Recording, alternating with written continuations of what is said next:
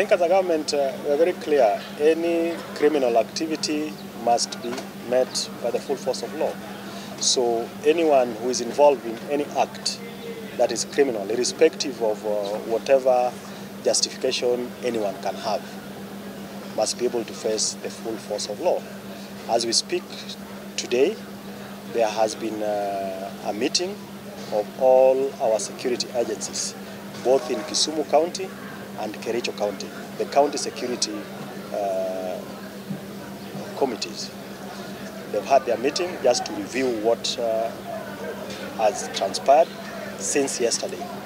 And they've already put in place a mechanism, not just for deterrence, but also a way of ensuring that this doesn't recur or doesn't get out of hand. Now remember, the problem in Sondu is not a problem that has begun yesterday. It's a historical problem. And as a ministry, we are also calling on the leadership from both Kericho and Kisumu County that reason has to prevail, and we must be able to have an amicable way of settling disputes each and every time they arise, so that there is no room for anyone to take the law into their hands to try and correct what they think could be wrong or is not correct. Banditry, of course, that again is a very historical problem. And as we speak today, we can all agree that there has been a semblance of normalcy returning to the affected counties in the North Rift. And this has been as a result of what the government has been able to do over the last few months. And primarily, the exercise to flush out bandits in the North Rift has been led by the National Police Service, of course with support from the Kenya Defence Forces. Now, we continue to have presence in that particular part of the country so that we have a permanent solution to the challenge of banditry.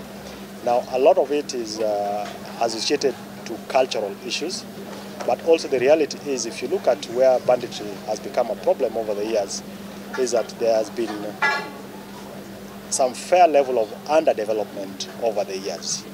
So we also need to address the issues of livelihood support in this particular part of the country, and there is a Marshall Plan that the government is putting in place so that you're able to address issues around water and sanitation, you're able to address issues on healthcare, you're able to address issues around education, but also you're able to provide alternative sources of livelihood to the communities within these bandit-prone areas. On terrorism, again, it's a similar situation.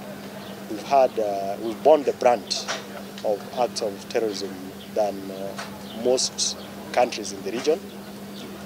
Now, you know that as a country, we've been in Somalia, together with a number of other African countries, trying to help stabilize the situation in Somalia. Now, as that stability is coming in, of course, we've ended up with incidences of spillover. Now, how are we dealing with it as a government? We continue to have active engagement with the communities around the northeastern all the way down to the coast, so that we are able to positively identify the perpetrators, who then we take through the normal processes of law enforcement. But also we are equipping our officers, our security officers, to be able to deal with the menace that is terrorism. And part of that includes what I spoke to earlier of the police equipment modernization process. Uriwo happens to be in the village that I come from, and we are here basically as part of the preparations that we are expected to have a Thanksgiving service in this hall on Saturday, the 15th of July. So Thanksgiving in the sense that being a Saturday and me being an Adventist, it's going to be a special church service, just to say thank you to the Lord for the opportunity to serve in government as a Principal Secretary for Internal Security and National Administration. And it will also be a thanksgiving to the leadership of the Kenyan government, led by the president, and a thanksgiving to the very many colleagues that I work with, and a thanksgiving to the very many friends who will be joining me in the service on Saturday, as well as the family and clan and the community of this region.